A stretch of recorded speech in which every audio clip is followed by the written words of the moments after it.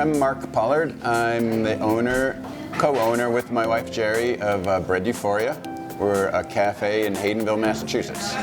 We're a small Main Street business. We do a tiny bit of wholesale, but we're mostly retail bakery.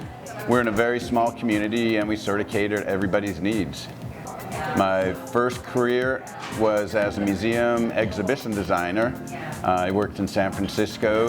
The real catalyst that made me change my career path was a trip we took to southern France, and I was just blown away by just the way the French combined this totally modern society with this incredibly high quality food. Just because they had, a very modern technological society didn't mean that they had to make factory food. When I got home, that's when I decided to, change my career path. Put in my resignation and I got a job at a bakery and started to learn the trade. It became very expensive to raise a kid in San Francisco on a baker's salary, so I decided to relocate into the east. We decided that the Pioneer Valley of Massachusetts had a population that would really support this kind of business. And we ended up finding a bakery we really liked. 6 months later, we purchased it and moved in.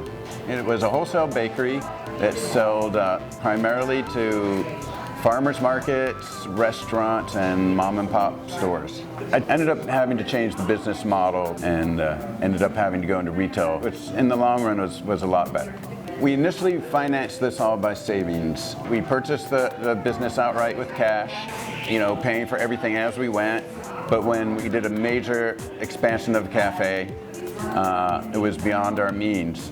A bank opened a new branch in our town, and I think they wanted to make an impression in the town, so we approached them, and 2 weeks later we had our money and we established a line of credit. It takes a lot of stress out of the business, the ups and downs of the cash flow.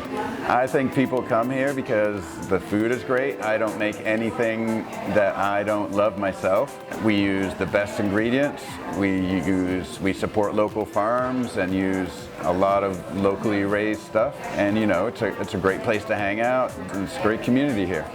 This is a labor of love. It's a lot of work. It's taken me 9 years to actually make a dependable salary. Most of that I've used barter with a lot of local businesses or local people. I trade with farmers for vegetables and meat. I cut firewood. We have a garden at home. We live very frugally. One thing that's really helped us a lot is that we're in Massachusetts, and they have covered our health insurance during the time when we couldn't pay for it ourselves, which I think is, really a big problem for a lot of entrepreneurs.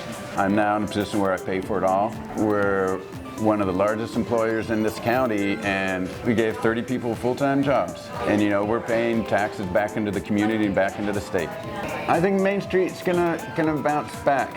I think people are tired of just big box stores and sterile, meaningless places. I think the more and more people realize customer service and high quality products are really only found on Main Street, they're gonna get tired of the big box places. I think it's really important to support Main Street businesses because number one, we support so many other groups. We're the people that, send our kids to the local schools and support them. We pay, living wages.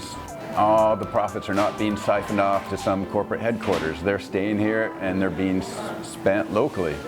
If you come here and you spend $1, that dollar turns around and it's going right back into your community.